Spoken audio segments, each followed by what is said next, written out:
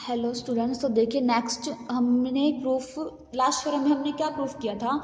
Last theorem में हमने proof किया था कि हर principal ideal domain Dedekind domain बनेगी। ठीक है, अब हम इसका कन्वर्स पार्ट दिखा रहे हैं कि ट्रू नहीं होगा। ठीक है, तो हम क्या करेंगे, एक डेड काइंड डोमेन लेकर चलेंगे और दिखा देंगे कि वो प्रिंसिपल आइडियल डोमेन नहीं है। ठीक है, तो इसके लिए हम पहले प्रूफ भी करेंगे कि z under root -5 is a Dedekind domain but not a principal ideal domain. ठीक है, तो देखो इसका प्रूफ। सबसे पहले हमें क्या प्रूफ करना है कि z अंडर रूट -5 क्या होगी, डेड काइंड डोमेन होगी। ठीक है, फिर उसके बाद दिखाएंगे कि वो प्रिंसिपल आइडियल डोमेन नहीं है। अब देखो हमने लेट कर लिया k is equals to Q under root -5। अब आपको एक थ्योरम देखो पहले हमने की थी, मैं एक बार आपको दिखाती हूँ। देखिए ये थ्योरम थी, यहाँ पर हम k को लेकर चल रहे थे क्यू अंडर रूट डी। ठीक है, k को हम क्या लेकर चल रहे थे, क्यू अंडर रूट डी, जहाँ पर जो d था वो क्या था, एक स्केयर फ्री नंबर। ठीक है, d is a square free number. तो जब हमने ओके फाइंड आउट किया था, ये वाला एग्जांपल में जब हमने ओके फाइंड आउट किया था तो क्या आया था, z प्लस, यहाँ पे देखो ओके हमने फाइंड आउट किया था, O K is equals to z plus under root D Z. ठीक है, ये वाली चीज हमने की थी। ठीक है, ये पूरी चीज हम प्रूफ कर चुके हैं। अब देखो यहाँ पर हम d की जगह क्या लेकर चल रहे हैं, -5। तो जब हम k को क्या लेकर चलेंगे, क्यू अंडर रूट -5, तो ओके हमारे पास क्या आएगा, O K is equals to z plus under root -5 Z. ठीक है, तो देखो अब यही चीज का प्रूफ करें, यूज करेंगे हम यहाँ पर।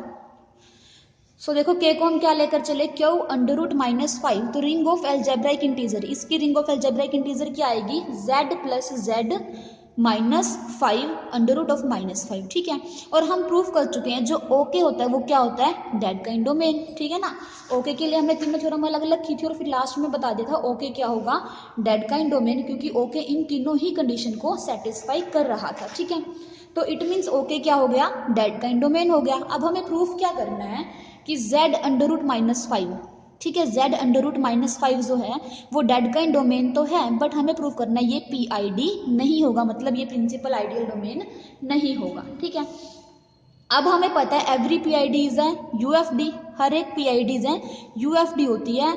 अब हम दिखा दें कि अगर z अंडर रूट -5 UFD ही नहीं है तो वो PID भी नहीं होगा।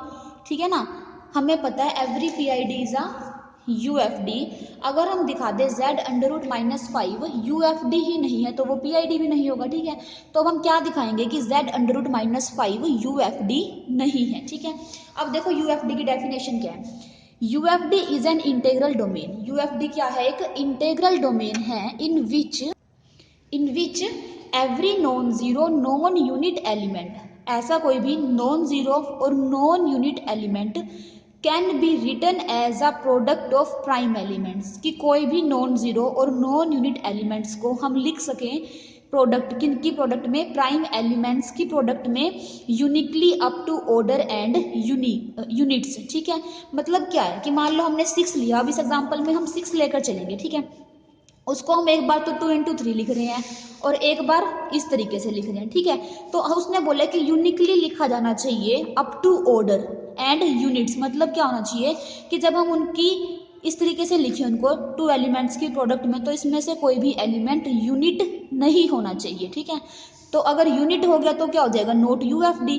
अब यहाँ पर बोल रहा है कि uniquely up to order and units. ठीक है, मतलब यूनिट्स नहीं होना चाहिए, अगर इनमें से कोई भी यूनिट हो गया तो हम बोल देंगे कि वो UFD नहीं है। ठीक है, अब यहाँ से देखो हमने 6 कोई भी एलिमेंट लिया, किसका लिया, z का, इंटीजर में बिलोंग कर रहा है, और इंटीजर कंटेन होगा, set of integer is contained in z under root -5। ठीक है, अब देखो 6 को हम लिख सकते हैं 2 into 3 टाइप से। ठीक है, 2 into 3 टाइप से हम लिख सकते हैं 6 को। 6 कोई भी नॉन जीरो और नॉन यूनिट एलिमेंट है जिसको हमने क्या लिखा है, प्रोडक्ट ऑफ 2 प्राइम एलिमेंट्स। ठीक है, यहाँ पर 2 और 3 इनमें से कोई भी यूनिट नहीं है। ठीक है, 6 को हम लिख दे 2 into 3। अब देखो 6 को हम ऐसे भी लिख सकते हैं 1 plus under root -5 into 1 minus under root -5। जब आप इन दोनों नंबर्स की प्रोडक्ट करेंगे तो क्या आएगा, 6 आएगा। ठीक है, अब देखो टू को देखो, सपोज टू को हम क्या कर रहे हैं, ब्रेक कर सकते हैं, ठीक है। हमने क्या मान लिया कि टू को हम क्या कर सकते हैं, ब्रेक कर सकते हैं। किस तरीके से, इन दो एलिमेंट्स की प्रोडक्ट में। अब यहाँ से हमने क्या किया, इन √-5 को √5 आयोटा लिख सकते हैं, यहाँ से √-5 को √5 आयोटा, ठीक है। यहाँ से रियल पार्ट अलग कर लिया और इमेजनरी पार्ट अलग कर लिया। रियल पार्ट को रियल पार्ट के इक्वेट किया तो 2 आ गया, और इमेजनरी पार्ट को जब इक्वेट करेंगे तो इधर तो इमेजनरी पार्ट है ही नहीं, तो क्या हो जाएगा, 0, ठीक है। अब यहाँ से देखो क्या किया हमने, इसका होल स्क्वायर किया, इस चीज का होल स्क्वायर कर देंगे तो a² + b² - 2ab = 4, और इसका जब होल स्क्वायर करेंगे तो a² + b² + 2ab, ये फॉर्मूला ओपन किया, = 0, ठीक है। अब यहाँ से इसको फर्स्ट इक्वेशन नाम दिया, इसको सेकंड इक्वेशन नाम दिया। अब इक्वेशन नंबर सेकंड की 5 से मल्टीप्लाई की और फर्स्ट में ऐड किया, ताकि हमारे पास ये वाली जो टर्म है कैंसिल हो जाए, ठीक है। तो किया तो हमारे पास इक्वेशन, ये वाली इक्वेशन आ गई, ठीक है। अब देखो इसके बाद हमने क्या किया, यहाँ से जो कुछ कॉमन निकल रहा था इसको 2 फैक्टर्स में ब्रेक कर लिया, a² + 5b² c² + 5d², इस टर्म को इस तरीके से 2 फैक्टर्स में ब्रेक कर लिया, ठीक है ना। ये तो आप कर ही लोगे इजीली, = 4, इसे इक्वेशन नंबर 3 नाम दिया, ठीक है। अब यहाँ से देखो इन दो एलिमेंट्स की प्रोडक्ट क्या आ रही है, 4 आ रही है। अब यहाँ पर बोल रहा है इफ b नॉन जीरो, अगर b नॉन जीरो हो जाए देन a² + 5b² > 5। ऑब्वियस ही बात है, 5 की प्रोडक्ट कर रहे हैं हम किसी नॉन जीरो एलिमेंट से, और फिर उसके अंदर a² ऐड भी कर रहे हैं, तो ये एलिमेंट तो ग्रेटर देन होगा ही, > 5 होगा ही, ठीक है, क्योंकि b को हम नॉन जीरो लेकर चल रहे हैं। क्योंकि इक्वल क्यों लगाया, क्योंकि अगर हम a को 0 ले लें और b को 1 ले लें तो इक्वल भी आ जाएगा, तो इस वजह से > 5। That implies third is not true, क्योंकि दो एलिमेंट की प्रोडक्ट 4 करनी है, बट ये एलिमेंट क्या है, 5 से बड़ा है, तो ये तो पॉसिबल नहीं है, थर्ड पॉसिबल नहीं है, तो कॉन्ट्राडिक्शन आ गई।